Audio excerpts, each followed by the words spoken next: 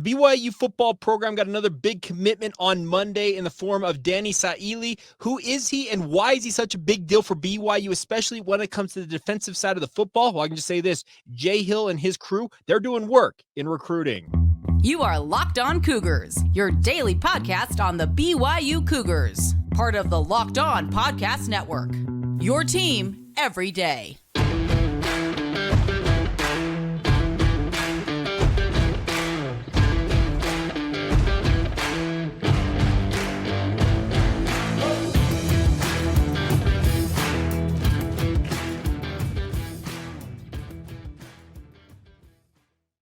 What's up, everybody? I'm Jake Hatch, your host here on Locked On Cougars, your resident BYU insider. Thank you for making Locked On Cougars your first listen of the day. Thank you to all of you who are everydayers with us right here on the Locked On Podcast Network. By way of introduction, for any of you who may be checking us out for the very first time, or for those of you who are longtime listeners, we are your original daily podcast focused on all things BYU sports, particular focus on BYU football and basketball, but indeed we cover it all. And a big thank you all of the same for your continued support of the podcast. Let's waste no time and dive right in on today's show, and that is big news for BYU on the defensive front. I mean big in a quite literal sense, as BYU has garnered the commitment of Danny Saili,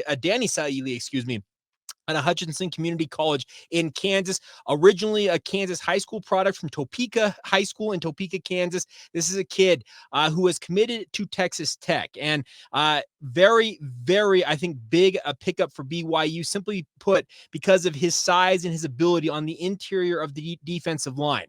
Now, Saili was committed to Texas Tech, and BYU's history as a recruiting program has been very rarely do they go out and flip guys, especially guys from now fellow Power 5 football programs. Before BYU was in the Power 5, it was just near impossible for BYU to pull off a flip of this magnitude, but they did just that. As Saili is committed to BYU, and I think this is going to help BYU immensely, simply put, because of his ability to help plug a major hole in the middle of BYU's defensive line. Let's read what he had to say about his commitment. He said, quote, "I have flipped my commitment to BYU," he said on X, formerly known as Twitter. "I was not promised a car, any money, but a chance to grow as a football player and as a member of the LDS Church!" Exclamation point. So 6'2", and here's the kicker.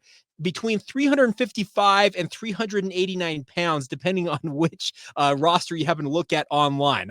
I would venture to say he's probably closer to the 360 range, just with my eyeballs, because I randomly actually saw him at the Marriott Center on Saturday night. There were a number of BYU prospects in attendance, obviously, on their official visits. Saili was among them. And I just saw this mountain of a man walking down the hallway, and I'm like, dude, that is a big football player. And the reason I knew it was a football player is because he was with other BYU current members of the football program. But I saw this guy, and I'm like, man, he is a gigantic human being. Well, that would be the one, the only, Danny Saili. And he is going to come in, and I would imagine push for playing time, if not a starting job for BYU from day one. As a junior college transfer, it's expected that he will enroll at BYU in January, coming up here in just a couple of weeks' time. And we'll go through winter workouts, spring ball, and obviously have a chance to work out throughout the summer, and then hit training camp, potentially as BYU's number one defensive tackle going into the 2024 football season. He's got that type of ability, folks. He's an absolute space eater for a human being. Like I said, when you weigh, like I said, the list between 350 and 390 pounds, yeah, you're an absolute load. But his weight that I'm talking about belies the fact that this is a guy who is much more nimble than you would expect a guy who tips the bills at tips more than 350 bills. But I'm very, very impressed with what I saw from him on film. For the season this past year for Hutchinson Community College, he ended up totaling 21 total tackles on the year, tackles per game, an average of 2 per game, but more importantly, had 4 sacks on the season. As a guy who's 6'2", like I said, 350 plus, you really like to see a guy who can get in the backfield and make plays. So I'm very intrigued by this pickup, and obviously you combine that with the pickups that BYU gotten of late along that defensive front, and obviously some of the returning guys, especially guys like Tyler Batty and Isaiah Banya. BYU is doing some very, very impressive things when it comes to their recruiting on the defensive side of the football. Now, obviously, that's going to have some people wondering, what the situation is for BYU offensively. Where are the offensive commitments for BYU? Well, I think those still have time to come, and we'll talk a little bit more about some of the skill positions that a number of you have asked me about on our subtext community, as well as a couple of you, I think, also weighing in on our YouTube comments that we'll get to about why is BYU not doing as much work or getting as much success in the offensive realm when it comes to the transfer portal and recruiting as the defensive side of the football is having right now. And let me just say this. I don't think we can discount how much a guy like Saili does for BYU, because he comes to BYU expecting to play right away, expecting to have an impact for the BYU football program. And with the number of guys leaving the program via the defensive line, mainly due to graduation and or jumping to the NFL, you needed a guy like Saili to come in and solidify the middle of BYU's defensive line. So like I said, I cannot express enough how important it was to get a guy like that to come into your football program and have him potentially go out there and show what he's capable of doing, because he has all the ability to come in and be an impact guy right away. He, along with Luke To'omalatai, I've been practicing that name, who we talked about yesterday on the podcast, who tips the scales at 300 pounds out of Long Beach Community College. These are two guys that, as junior college guys, you're not bringing them in with the whole thought, hey, they're going to take a couple of years to develop. They can't take that long. They have played 2 years of college football already, albeit at the junior college level. They've got to come in and be at least contributors, if not starters, for BYU from day one. So I really liked kind of the philosophy BYU's taken. I think a lot of it is, if you're going after junior college guys, you see it as a stopgap measure to really help bolster yourself for essentially a 2-year run here. And then the hope is that you'll be able to get some high school guys into the program. I'm thinking of a guy like Dallin Johnson in this particular recruiting class, a defensive lineman at Springville High School. If he's able to pan out the way that most people expect him to, he's going to have the opportunity to develop over the next 2 years and then supplant these guys who are these junior college transfers as BYU starting defensive tackle, one of them in this defense. So it's setting up in a positive fashion for BYU here. And like I said, I know that the defense has had the run of success of late in the recruiting sphere, and do not discount what Jay Hill and his defensive coaches are doing. Sione Apua, Kelly Papinga, Justin Enna, and also Gennaro Guilford. Do not discount the work that they are doing out there at the high school, junior college, and the transfer portal ranks. They're doing a yeoman's work to try and find any and all options to bolster this defense. We all know the defense needs a major upgrade. We had 11 sacks. I believe it was dead last in all of college football a season ago. You need to have a boost on that defensive line. Obviously, that's going to require guys like Tyler Batty and Isaiah Banya to produce from the defensive end positions, but having guys who make a push in the middle, because Luke To'omalatai had 8.5 sacks at the junior college level this past year. And I already mentioned that Saili had 4 sacks this year from his defensive tackle spots. If they can replicate any type of pressure from the middle of BYU's defensive line, that would go a long way to helping BYU's defensive line be a lot more effective than it was this year. And that would absolutely boost BYU's chances, especially on defense, going into the 2024 season. So really, really nice pickup. I think Saili is exactly what the doctor ordered for BYU, to use that expression. And I think that he'll be a welcome addition for BYU along the interior of that defensive line. And I would fully expect that come game one, as I believe Southern Illinois, August 31, would not surprise me to see Saili as well as Luke To'omalatai potentially starting for BYU defensive tackle. They both have that type of ability and that type of expectations being heaped upon them at this point. And even if some clown Utah fans want to jump into the mentions of a guy like Saili and try and call him out for stuff, you know what? Don't do that. Don't tweet at recruits anything other than congratulations and welcome to the football program. Don't go and make yourself a clown on the internet. I'm saying that to BYU fans. I'm also saying that to any Utah fan or any other fan who may be listening to this podcast. It's just not a good look. And these are young men living a dream. Don't ruin it. Don't make yourself out to be this keyboard warrior. And just, it's a really, really bad look. And any of you who saw Saili's post on Twitter know exactly what went down. And that kind of it ground my gears, because that dude from Utah, he's an absolute clown show. And I won't stand for it. Don't do that stuff. Be supportive of the guys. Don't go out there and make yourself look like an absolute clown on the internet. All right, coming up here in just a minute, we're going to talk a little bit more about Gerry Bohanon. Now, a lot of you, when I talked about this yesterday, it's kind of been floating around the BYU networks out there, whichever recruiting service and or message board, or I know that Cougar Connect probably has some intel on them as well. Whoever you subscribe to, they've been talking about this guy. What does it exactly mean if BYU ultimately does land a guy like Gerry Bohanon? We'll dig into that momentarily right here on Locked On Cougars. Today's show is brought to you by our friends over at eBay Motors. Passion, drive, and patience. What brings home the winning trophy is also what keeps your ride or die vehicle alive, my friends. eBay Motors is everything you need to maintain your vehicle and level it up to peak performance. Superchargers, roof racks, exhaust kits, and more. Whether you're into speed, power, or style, eBay Motors has got you covered. With over 122 million parts for your number one ride or die, you always find exactly what you're looking for. And with eBay Guaranteed Fit, your part is guaranteed to fit your ride every time, or you get your money back, because with eBay Motors, you're burning rubber, not cash, my friends. And with all the parts you need at the prices you want, it's easy to turn your car into the MVP and bring home that win. Keep your ride or die alive at ebaymotors.com right now. It's eligible items only. Exclusions apply, and eBay Guaranteed Fit is only available to U.S. customers. Thank you once again for making Locked On Cougars your first listen of the day. Hope you're having a fantastic Tuesday whenever you hear this. Hope you guys are doing great. Want to remind you guys that we have a brand new channel on YouTube if you are interested in this. It's the first ever national sports 24/7 streaming channel. Locked On Sports Today is here for you 24/7, 365, covering the top stories of the day with the local experts of the Locked On Podcast Network, plus our national shows that cover every league. Go to Locked On Sports Today on YouTube and subscribe to the first ever national sports 24/7 streaming channel right now. All right. So we've talked about Gerry Bohanon yesterday on the podcast, and I let loose that BYU has interest in Gerry, and obviously Gerry has interest in BYU from what I understand. Now, that's all the intel I have. There are people out there saying that he is signing with BYU tomorrow. There are people saying he's already signed with the Cougars. I don't have the intel on that as of recording of this podcast. Let me be very upfront with you guys.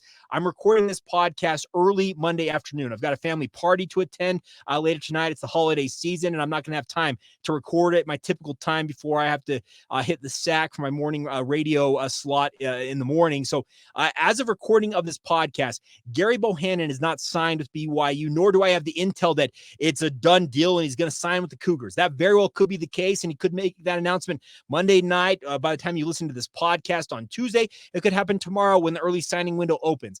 I don't know if and when that's going to go down, but in the conversations I've had with folks, both fans and other people who know Gerry Bohanon and a little bit more about the situation involving Bohanon, there has been a theme that has popped up that why in the world does BYU want this guy? Of all the transfer portal guys out there, why Gerry Bohanon? And it's a great question, frankly. I'll be upfront with you guys. It doesn't make a ton of sense to me the more I think about it, but let me try and make sense of one thing as I thought about it. It kind of just was mulling it around in my head.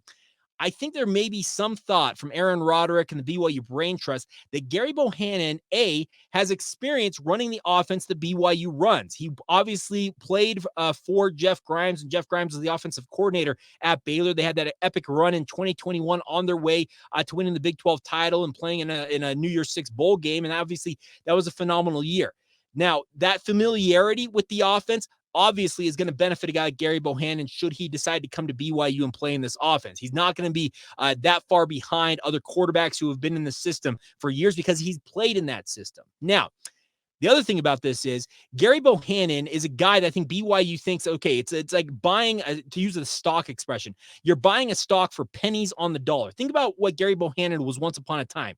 He was a 4-star prospect, bode his time at Baylor, and then had a chance to really break out in that 2021 season. He ended up with pretty pedestrian numbers, honestly, 2,200 yards on the head, 18 touchdowns against 7 interceptions, did have a healthy 62.9% completion percentage. So obviously the plus 60% completion percentage is a positive in and of itself. Only absorbed 9 sacks that season, contributed 323 rushing yards and 9 touchdowns rushing while averaging 4.3 yards per carry. He actually had a very good rushing performance during his limited time during 2022 playing for USF. He ended up playing 7 games for the Bulls, 56.9 completion percentage on that year, 1,070 yards, 6 touchdowns against 6 interceptions, but it was a vastly inferior in terms of the talent around him at USF versus what he played with at Baylor. So I've got some thought that BYU, if they do decide that Gerry Bohanon is the guy they're going to bring in, and I don't know that they have plans to bring him in as well as another player. I don't have the intel on that. I would frankly advocate that BYU does bring another transfer portal quarterback in, but the math may get a little hairy with that because BYU already has 5 quarterbacks in that room. You had Gerry Bohanon, that's 6, if I'm not mistaken, and that's typically the most that most football programs will carry in college football. It's not out of the question to maybe bring a 7th in, but does somebody leave and exit to make room for another transfer portal quarterback? That's a great question, but that's not the point we're making here. The thought I have is that Gerry Bohanon is a guy that BYU probably knows more about him than most people do because they know what Jeff Grimes did with him, and they can ask Grimey about what to expect from him as a quarterback. And the other thing is they may be thinking, okay, he has obviously sat out the entire this entire past season. He was injured 7 games into his run with USF, had a shoulder injury that on his throwing shoulder that required season-ending surgery, and essentially has been kind of just sitting on the sideline ever since then. Is there some thought that BYU sitting there thinking, okay, this is a guy we can get for relative pennies on the dollar. He comes in, and if he is fully healthy, can he be a guy that really elevates our system and can get back to doing what he was doing in 2021 for Baylor? And it's a major gamble. Let me be very clear about that. But this is kind of the thought process I have going through my mind. I don't know this for certain. I have not talked with anybody about him at BYU to this point, but as I kind of mold it over, that's the thought I have, is that BYU thinks essentially it's like a bargain bin pickup that potentially could be that low risk, potential high reward type performance for BYU. The other thing about this is, could he be coming in as a 1-year rental? Because that's what he is. He's a graduate transfer who's got 1 season at BYU. Could he be coming in to tutor and push a guy like Jake Retzlaff to elevate Jake Retzlaff to the heights that BYU hopes that Retzlaff can be as their starting quarterback? BYU is was extremely high on Jake Retzlaff's ability coming out of the junior college ranks. They thought he had the capability to be a multi-year starter for the Cougars, had everything panned out the way that they hoped it would. And that was essentially to have Keaton Slovis play his 1 year BYU, have whatever success he could muster, and obviously right off into the NFL sunset. And then Jake Retzlaff steps in. Well, injury necessitated that Jake Retzlaff step in sooner than anticipated, and he does have 4 games under his belt. Let's also acknowledge that the final 2 games of his starts for BYU were near wins over nationally ranked opponents in both Oklahoma and Oklahoma State. Can he continue to improve this offseason and maybe get to the point where he's a much better player than BYU fans believe he is right now? That is also the question. Could Gerry Bohanon be coming in to essentially push Jake Retzlaff to kind of take that next step and become the guy that BYU's coaches hoped he would be coming out of the junior college ranks? I'm saying all this to say this. It's a major gamble. I'm not in favor of Gerry Bohanon. If he's the only guy BYU is going to add via the transfer portal, I would say, hey, tell Gerry we'll take you, but we're going to look at other options before we ultimately get married to you, to use that expression. I would say we're going to look at all these options because we're still continuing to see guys enter the portal. Chandler Morris from TCU entered the portal yesterday. We saw the number 1 overall recruit, Malachi Nelson, enter the transfer portal on Monday as well. Now, I would be hard-pressed to think that Malachi Nelson has anything to do with BYU because as the former number 1 overall recruit in the country, there's going to be no shortage of high-level offers, and I'm talking NIL offers for him. They're going to be in the millions of dollars to potentially get him to sign with these football programs, and I just don't see BYU getting in the mix there. But there continue to be guys in the transfer portal that continue to pop up and will continue to pop up as bowl games wrap up, guys that have their exit meetings with their coaches and decide, you know what, maybe I need to look elsewhere. So the thing is, BYU doesn't have to completely lock down what they're going to do right now because there's still a long ways to go in this transfer portal cycle. The transfer portal doesn't close, until early January. There's still weeks to go for BYU in that circumstance.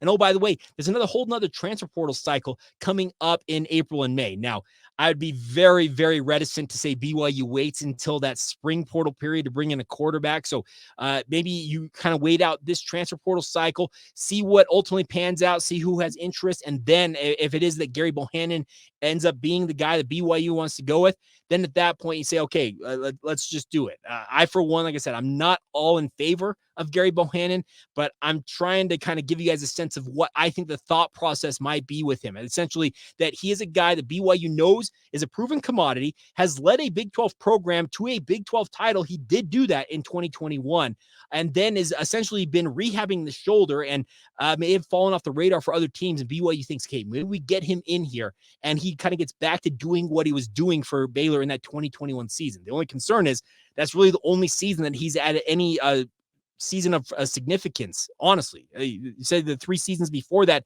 for Baylor had a grand total of let's see, 194 passing yards, 2 touchdowns, 0 interceptions. Like the stats really only are that one season at Baylor, and that is that a flash in the pan, or is that just kind of the preview of what could be if he decides to come to BYU and realizes his potential? But it feels like a major gamble, and one that I would not myself be willing to gamble if I was in Aaron Roderick's shoes as BYU's offensive coordinator. But that's why Aaron's in the position that he is in. He is the one there calling the shots. He knows that his job relies on the play of his quarterbacks and the rest of his offense as a whole.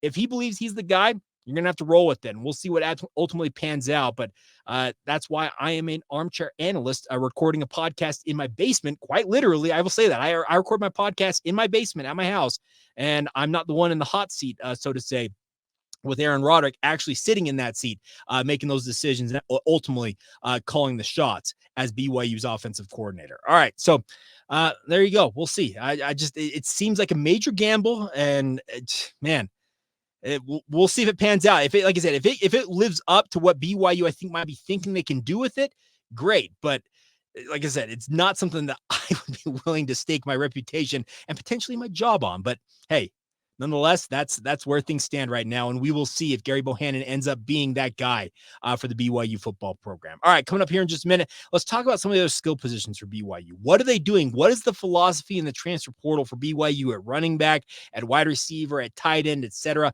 on offense? Are they just kind of spinning their wheels, not doing much? We'll talk more about that as we continue on right here on Locked On Cougars.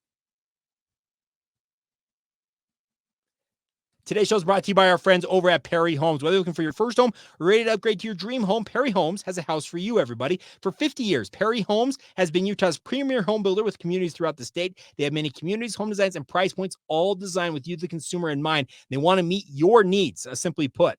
They have beautiful communities in Davis, Salt Lake, Tooele, and Utah counties. Also have multiple communities in Washington County near St. George as well. So no matter where you want to live in this great state in Utah, they've got options for you guys. They offer over 50 unique home designs from ramblers to 2-stories to townhomes as well. They even have quick move-in homes available if you're ready to make the move right away. So you can get on it today, my friends. And the best part is they're offering generous financing incentives through their preferred lender as well. So get started today and visit perryhomesutah.com to see what's new in Utah's finest neighborhoods. That's Perry, Perry, perryhomesutah.com to learn more now. For 50 years, Utah has been coming home to Perry Homes.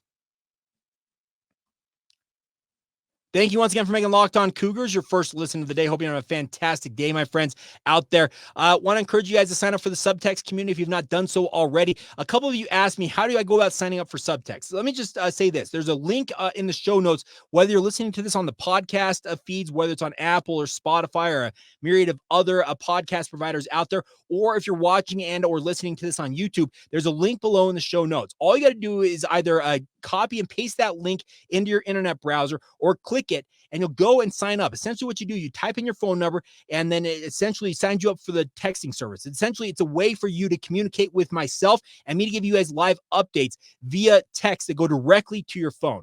Think of it this way. It's a direct line of communication to me. If you have questions, comments, concerns, whatever you guys have, I'll see them instantaneously and vice versa. Anything I send out to you guys pops up in your phone in the form of a text, and it's as simple as that. Links to each day's podcast, an update on a recruiting profile of a guy, a commitment, all of that stuff. It's the way I'm going to be communicating with most of our listeners. It's my goal is to build a community on that side of it. And the other thing about it, there's a financial component to it. It's a 14-day free trial to see if it's the right option for you.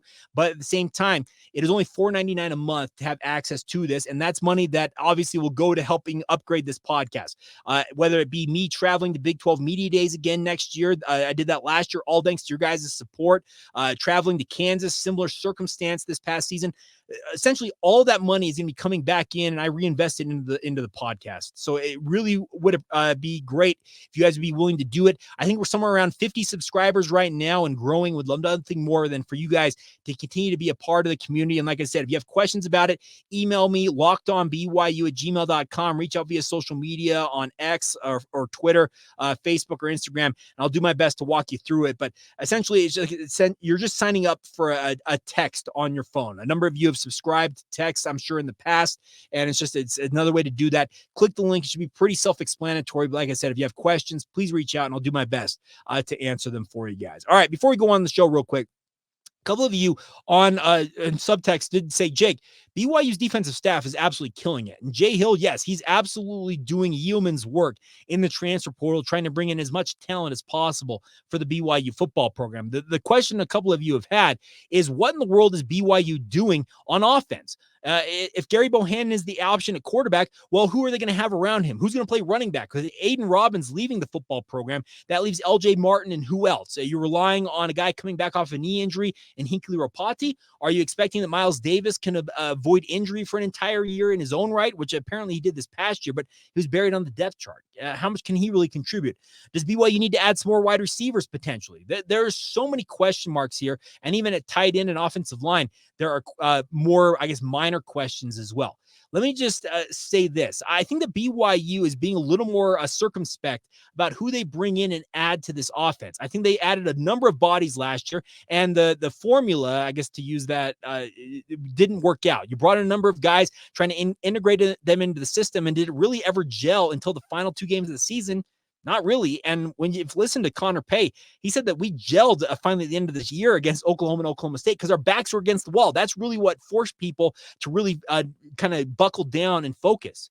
You need to be very careful, I think, in BYU circumstance of, like I said, adding too many guys to the mix where it maybe upsets the I guess what I'm trying to say, the chemistry or the overall flow of how this football program is going to work. If you're watching this on YouTube, I got something stuck in my eye here. That's always good. But nonetheless, I think that BYU is trying to find the right mix of guys. Does that mean they're going to bring wholesale changes on the offensive line, the tight end position, at running back? No, I don't think so. But I think BYU is doing as good a job as they can to evaluate guys. And let's also remember one thing.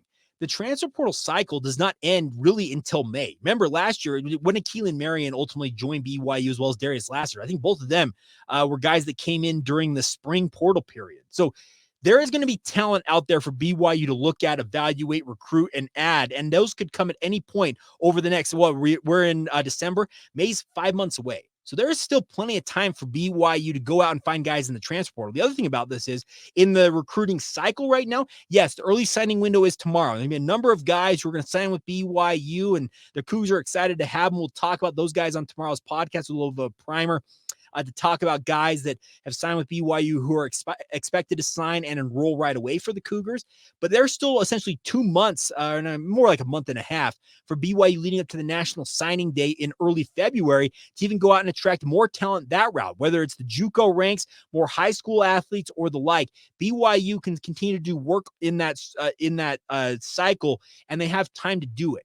I think we get too kind of myopic of a view on, wow, we got to get things done right now. And yes, it would be great to have BYU go out and find the right guys and have them locked in right away and be able to get them into the program in January and let them go through spring camp and all that stuff. I get all that, but let's pull the reins back just a touch and understand that there is still plenty of time for BYU to continue to evaluate and add talent. And it doesn't have to all be done by tomorrow. They can still continue to add guys whenever those guys are ready to go. And if they're if they're the right fit for BYU, that may ultimately yield better results simply due to the fact that they fit in a little bit better with BYU versus, I think, what happened last year where things just really did not gel overall for BYU. All right. That's what I got for you guys on this Tuesday edition of the podcast. So thank you, as always, for your support of the podcast. Cannot thank you guys enough for joining us every single day and being a part of the community. Your comments, your concerns, your questions, all of them are much appreciated. Coming up later this week, we'll do a mailbag edition of the podcast. I'm going to give priority to folks who are already part of the subtext community on those questions. But if you want to submit them via social media, if we find ourselves with extra questions that we need, we'll field those as well. And we'll get to that later this week. And obviously tomorrow, we'll talk more about the early signing window. How many guys BYU is expecting to enroll right away, meaning enroll in January for winter semester and be a part of the football program right away. How many guys are mission bound and the like. We'll break all that down on a Wednesday edition of the podcast. It's signing day, folks. It's an exciting time of the year, and that it really is. The recruiting is the lifeblood of any college football program, and for a program like BYU trying to bounce back from a losing season, you want nothing more than to see an upgraded talent, and we'll break that down tomorrow and see exactly what they have coming in and what you can expect as a Cougar fan looking forward to 2024 and beyond. So until then, thank you once again for your support of the podcast. Thank you for making it your first listen, and obviously for being everydayers with us right here on the Locked On Cougars podcast. See ya.